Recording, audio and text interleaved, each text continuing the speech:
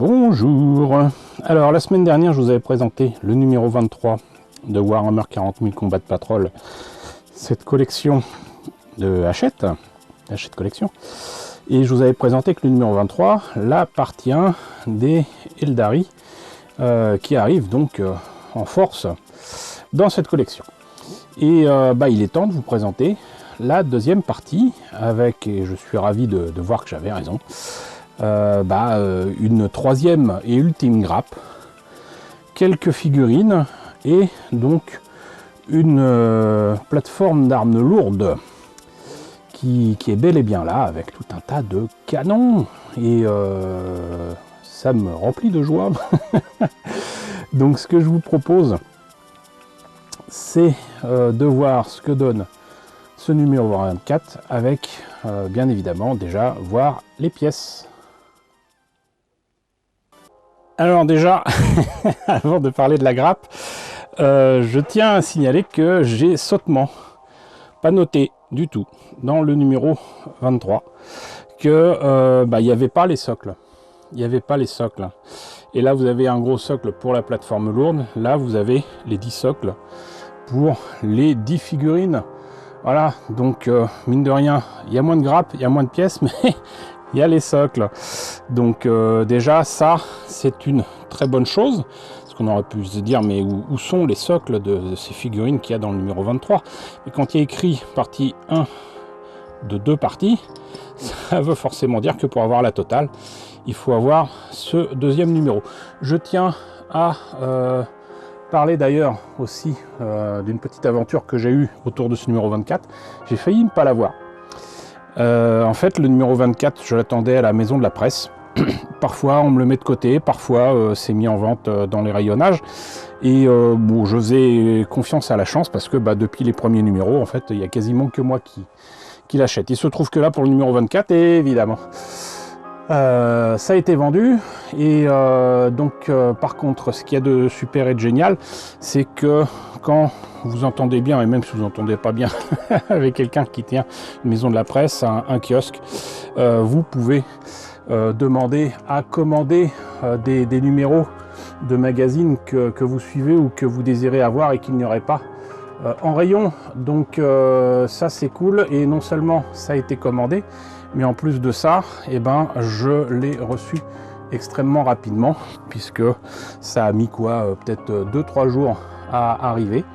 Et là je l'ai reçu pile poil ce dimanche 8 février, à temps pour pouvoir très rapidement vous présenter ce numéro 24, pile poil une semaine après avoir posté la vidéo du numéro 23. Donc voilà, n'hésitez jamais, quand vous ne trouvez pas quelque chose, à demander si vous pouvez commander le numéro que vous désirez. Là vous avez l'habitude d'aller prendre éventuellement des magazines ou quoi, donc n'hésitez pas à le faire. Sinon, donc cette grappe, elle tient toutes ses promesses, hein.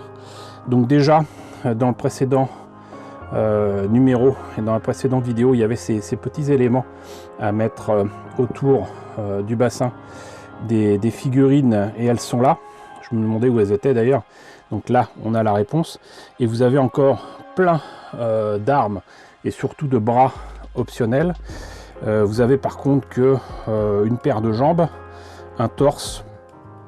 C'est tout ce que je vois. Donc ça veut bien dire qu'il y avait quand même quelques pièces qui manquaient pour compléter vraiment la totalité des figurines. Sinon, l'essentiel de la grappe, c'est quand même pour cette plateforme d'armes lourdes. Et donc là, vous avez le support qui tiendra aussi avec un morceau de sol qui va aller sur ce socle. Et donc pour le reste, là vous avez quand même de bien jolis canons qui font très alien, hein. Je dirais que ça fait vraiment pas humain,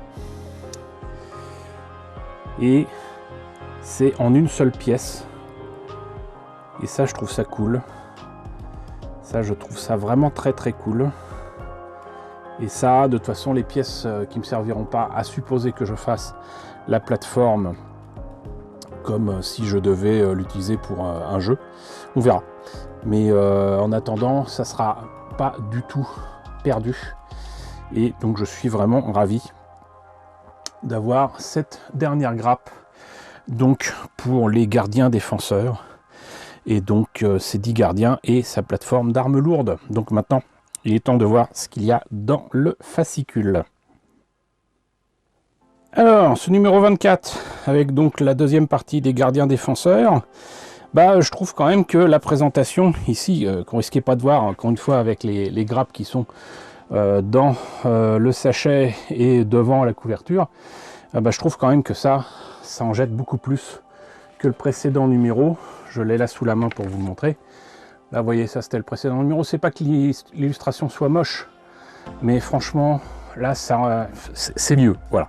Je pense que sincèrement, s'ils avaient inversé, ça aurait été pas plus mal. Mais puisque de toute façon, on ne voit pas à quoi ça ressemble, bah, peut-être qu'ils se sont dit qu'on s'en fiche, je ne sais pas. Mais en attendant, moi, je trouve que justement, là, ces personnages en rouge avec des casques blancs face à un ultramarine, un space marine, ce que vous voulez, qui est à la fois avec un casque rouge, une armure bleue rehaussée, de doré sur les bords, c'est magnifique.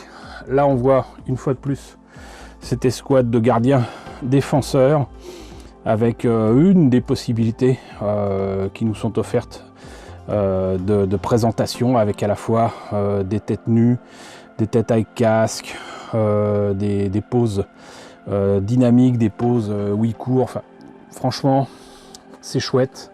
Je suis très content d'avoir ces deux numéros. Très content de pouvoir vous les présenter. Alors sinon, qu'est-ce qui nous raconte de beau? Attrapez votre nouveau combat de patrol. Je l'ai fait, c'était pas évident, mais je l'ai fait. Et franchissez le portail. Dans ce numéro, vous apprendrez tout sur l'antique toile. Vous visiterez les manufactorums des mondes forges et plongerez dans une bataille passionnante avec vos nouveaux gardiens défenseurs. Bon hobby. Peinture, puisque donc dans le précédent numéro, c'était le montage donc des figurines. Sous-couche de vos gardiens défenseurs en Mephiston Red. Je ne le répéterai jamais assez, mais mettre non seulement du rouge, mais en plus par 3 couches sur des éléments qui ne seront pas rouges au final.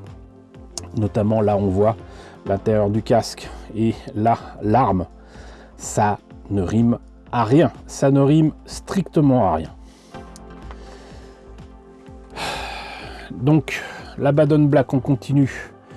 Là aussi, pareil, vous voyez, ils lui ont fait un visage rouge pour mettre du Mephiston Red. Mais ils ont fait les cheveux, mais après, il faudra faire du Wraithbone. Vous avez plus de chances de déborder avec du Wraithbone et ensuite de pouvoir attraper ça avec de l'Abaddon Black sur les cheveux. La façon de présenter les choses et les phases de peinture, franchement, je trouve pas ça génial.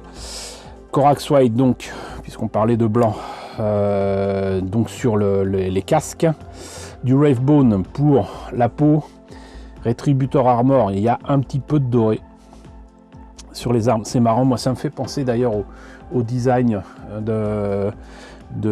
moi j'allais dire Space Cruiser Yamato, c'est Space Battleship Yamato qu'il faut dire maintenant, mais du côté des Gamilas et tout ça, ça fait franchement ce genre de design un petit peu organique.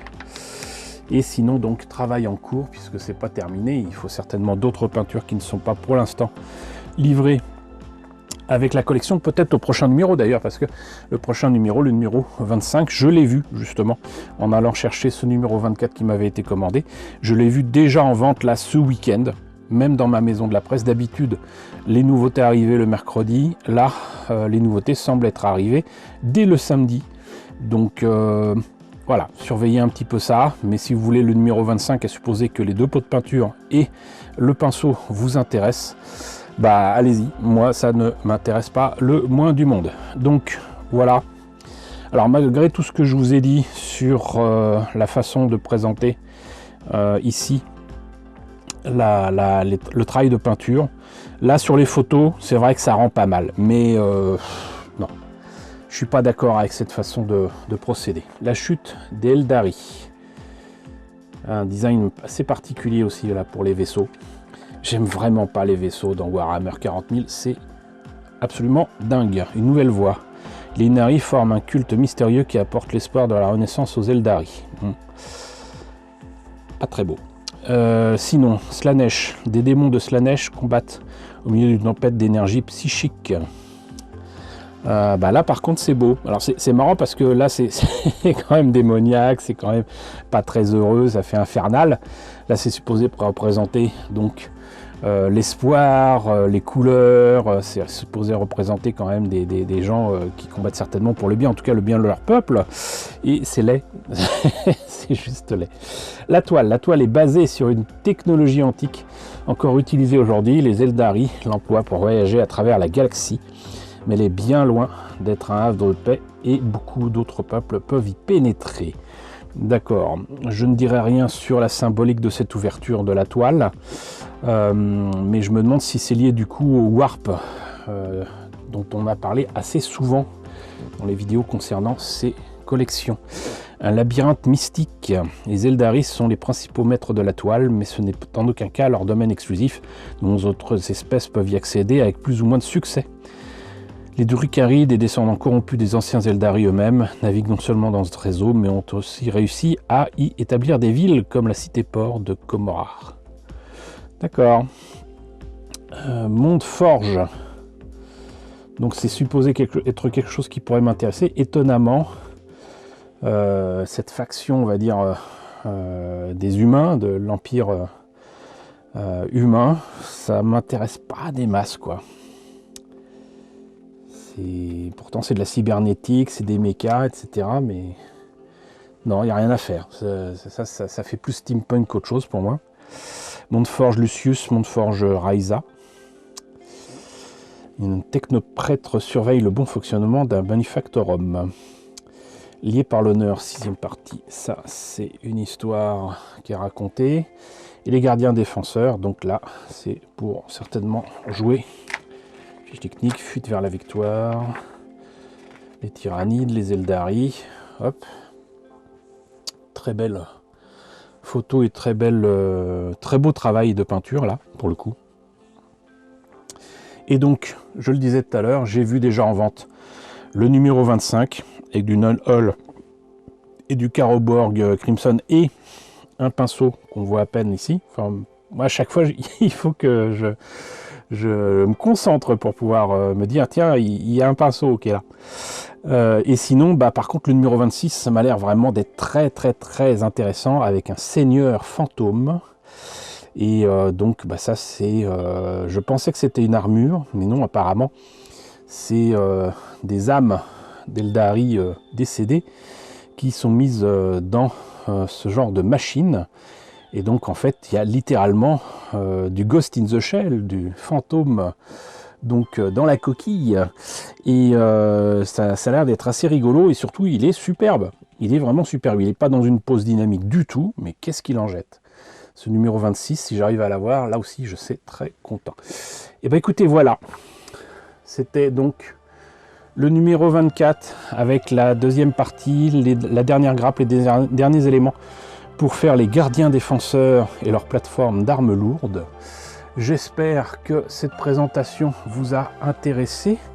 N'hésitez pas à me dire ce qu'il en est dans la section commentaires, n'hésitez pas à liker, n'hésitez pas à partager, n'hésitez pas à vous abonner si ce n'est pas déjà le cas. Coucou aux nombreux abonnés qui nous ont rejoints ces derniers temps. Coucou aux grands anciens qui nous suivent depuis 10 ans. Merci à tous de votre fidélité.